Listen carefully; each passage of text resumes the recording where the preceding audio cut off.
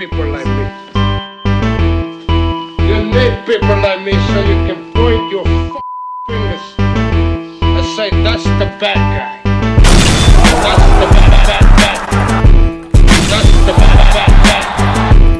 That's the bad guy. That's the bad guy.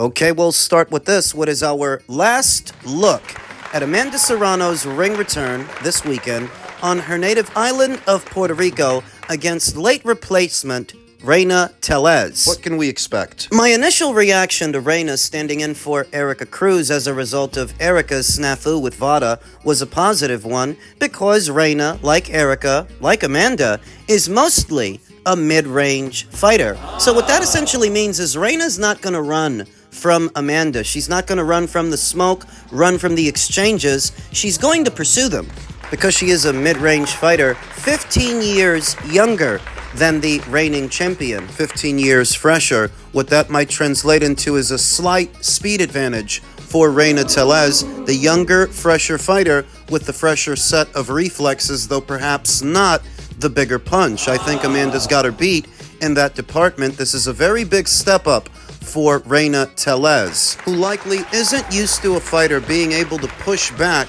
like an Amanda Serrano can push back, whose power, I believe, is still intact. I don't think Reina's used to that because she hasn't had the chance to get used to that and fight that caliber of fighter. So in the pocket, when they're trading, and I expect there to be a lot of exchanges, I expect that Amanda will win the vast majority of those exchanges to outdog the less experienced younger fighter. Does she knock out Reina Tellez? It's a possibility, though at the same time, Reina is an unbeaten fighter who's never been knocked out, though. At the same time, who has she actually fought that could have knocked her out? I don't dismiss the possibility of Amanda forcing a stoppage, but I wouldn't bank on a stoppage either. The conservative prediction would have to be Amanda Serrano on points, that at minimum, she can win a decision. Now, what she does after that is an even bigger mystery. Because she doesn't have to fight. You know that if she wanted to retire right now,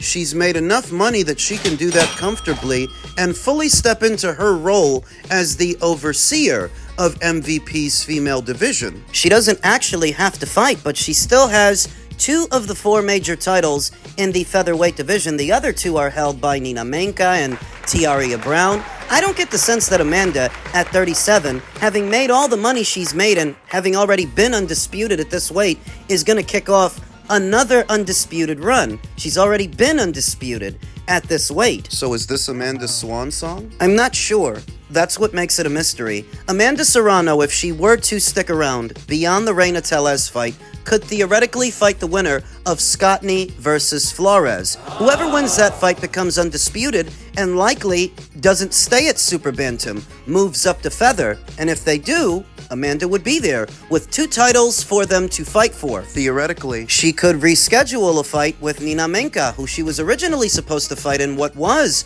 her homecoming fight. Currently, Nina Menka still has the blue belt, the IBF title. Next year, Amanda can look to fight with her. But when I look across the landscape, there are still fights out there for Amanda if she wants to have them. The question is, does she? I haven't heard Amanda herself make any mention of retiring from the sport of boxing. She hasn't even really hinted at it. And at this point in the juncture where her popularity is at an all-time high and she's got all these sponsorships and brand deals, why would she? Let's make it clear that Amanda Serrano does not have to keep fighting, but if she keeps fighting, she keeps making great money. Better money than she did at the start of her career and the middle. I think she just got a sponsorship to be an ambassador for Church's Chicken, on top of all the other sponsorships and brand deals she's picked up along the way, to where, if nothing else, you can make up for lost time. All the money that you didn't get to make in the beginning and the middle of your career, you can make it now. So why not? Hard to say if Amanda Serrano keeps fighting after the Tellez fight, because she really doesn't have to, though. If she does, there is a financial incentive. Over to the men's heavyweight division, where Wilder has said that he would consider a clash with Derek Chisora after their recent face-off. Could this be Del Boy's huge 50th fight? Both Derek and Deontay were in attendance for the Gassiev versus Pulev fight promoted by the IBA, and they had a little mock face-off and things got a little bit spicy. I've always felt that Deontay left a lot of money on the table staying in America and focusing on this market when the British one was booming, and when a trip over there would have likely yielded big results, whether it was for a Derek Chisora fight or a Dillian Whyte fight. The British boxing public, I think, would have came out to see him fight one of their guys. Not just Anthony, which everybody always focuses on. For example, a fight with Dillian Whyte, I think, would have got Wilder more money than what he made with Luis Ortiz both times. In the first fight, that wasn't a pay-per-view, and the second one that was, but nobody bought it. A fight with Dillian, a fight with Derek. You don't often hear it said outside of this channel, but Deontay and Derek are more each other's contemporaries than Deontay and AJ. I always kind of looked at Derek as a shining example that Wilder skipped out on fighting a lot of people in his time, because him and Derek are actually more each other's contemporaries than him and AJ. Derek debuted as a professional in early 2007, where Wilder debuted as a professional the following year in 2008. And when you think about the number of solid fighters, good fighters, and champions that Derek has fought over the years, that Deontay Wilder is not one among them. Both Deontay and Derek are remnants of the Klitschko era. Even if history isn't going to remember it that way, they're going to remember Wilder as being AJ's contemporary, when in all actuality, he's Derek's. He was there for at least 3 years of Vitaly Klitschko's career and approximately 7 or 8 of Vladimir's. And he didn't fight either of them. Didn't fight Derek. They have unfinished business that isn't often publicized. I remember that Derek, many years ago, wrote Deontay Wilder a letter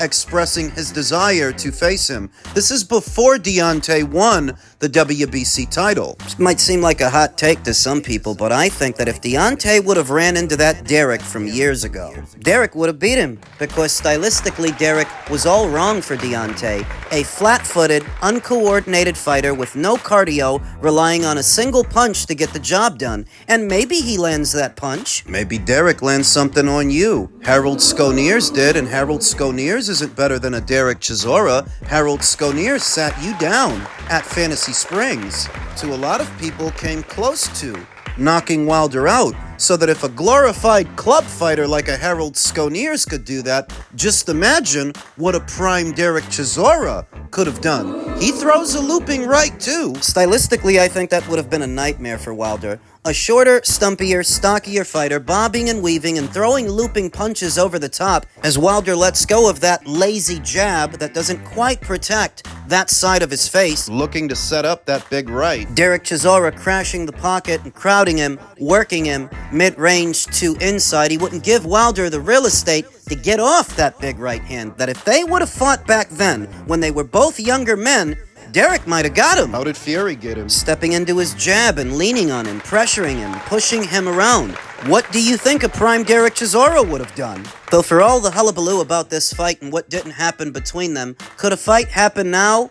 It makes sense, since Deontay is in a very similar place in his career to where Derek is in his, in the twilight of it, nearing the end. To me, it makes more sense for Deontay to fight Derek than for Deontay to fight Usyk. Consider that Wilder was in action in Wichita, Kansas against the glorified club fighter in Tyrell Herndon. That was his last fight. To me, it makes a lot more sense for Derek to be his next one than for Usyk to be his next one. But alas, I know of no financier or any interested party that's interested in putting together Deontay versus Derek, even if the fight makes sense. Oftentimes in the sport of boxing, those are the fights that don't happen. The ones that make sense. In spite of this being a story that's circulating right now, I don't expect it to materialize into anything. I think that ship has sailed. The moment for Derek versus Deontay has come and gone. And like a lot of fights with a lot of fighters in his era, this is going to be another guy that Wilder never shared the ring with.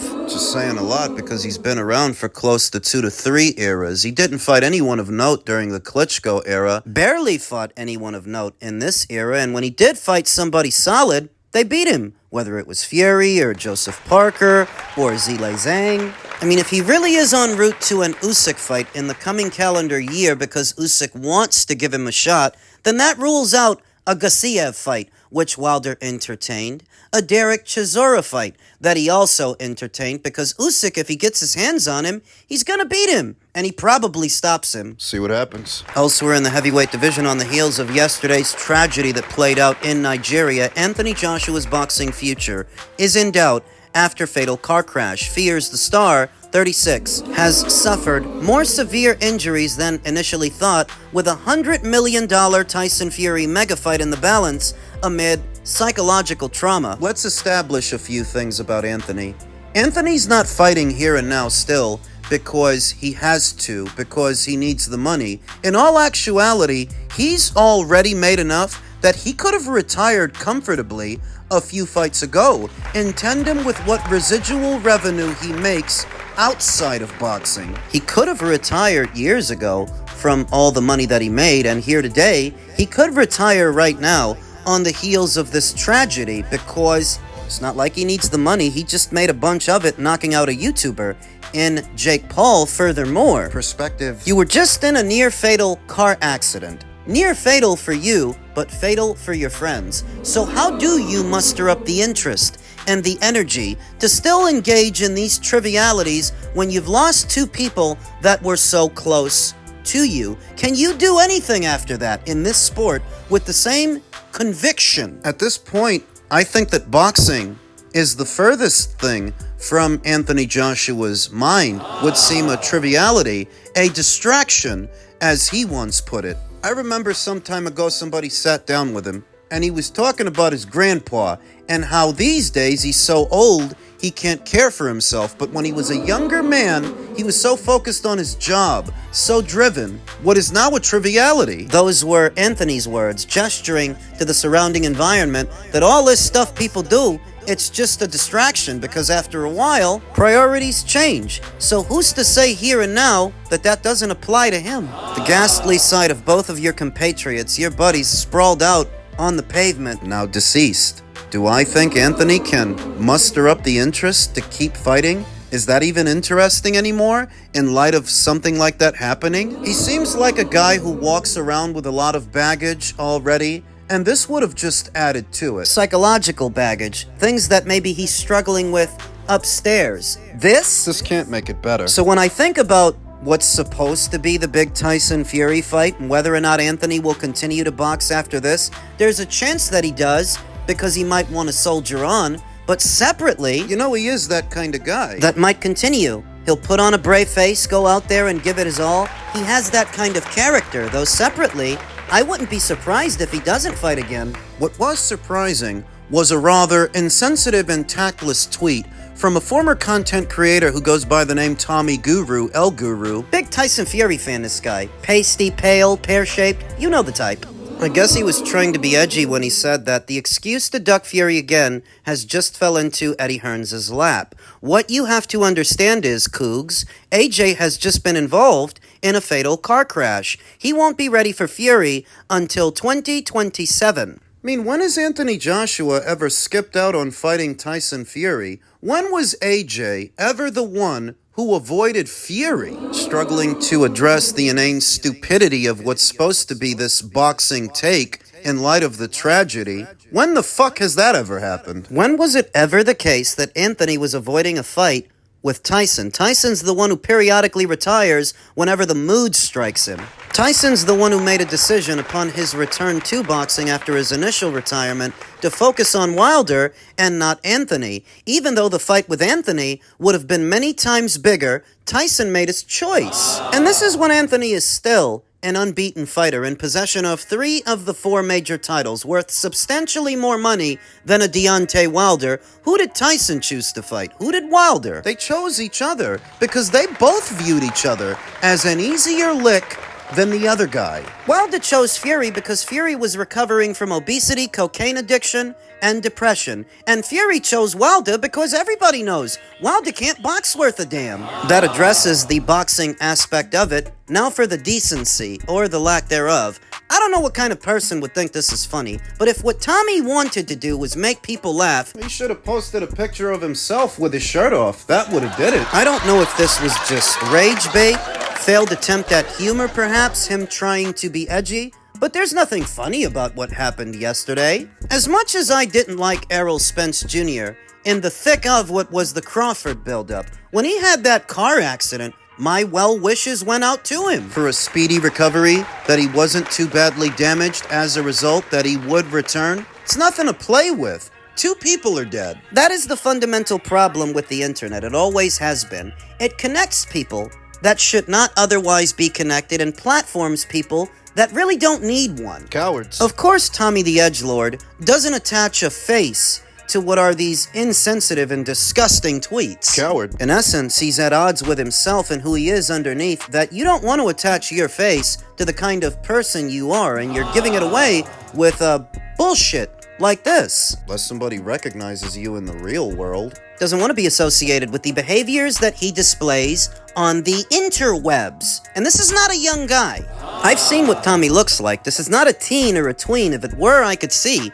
This is a middle-aged white guy. Pasty, pale, pear-shaped kind of guy. You know the type. I've seen him. Likes to periodically fly out to Thailand for the ladyboys. That kind of guy. And what is this failed attempt at humor? All he really got was a lot of people laying into him in the comment section of his own posts.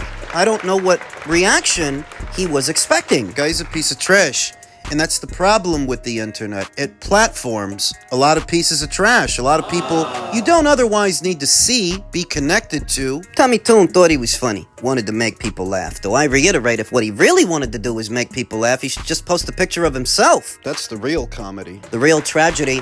Back over to Anthony Joshua and his future in this sport. Everything just sort of falls into the background when it comes to life or death situations, and he was just in one. It recalibrates your perspective, your priorities. You can't put a deadline on it. When Anthony may or may come back, he may have sustained injuries in the collision that we don't yet know about, and if nothing else, the psychological damage could keep him out for a while. You know, initially I thought that if this guy is gonna come back, it ain't gonna be in February like they originally planned.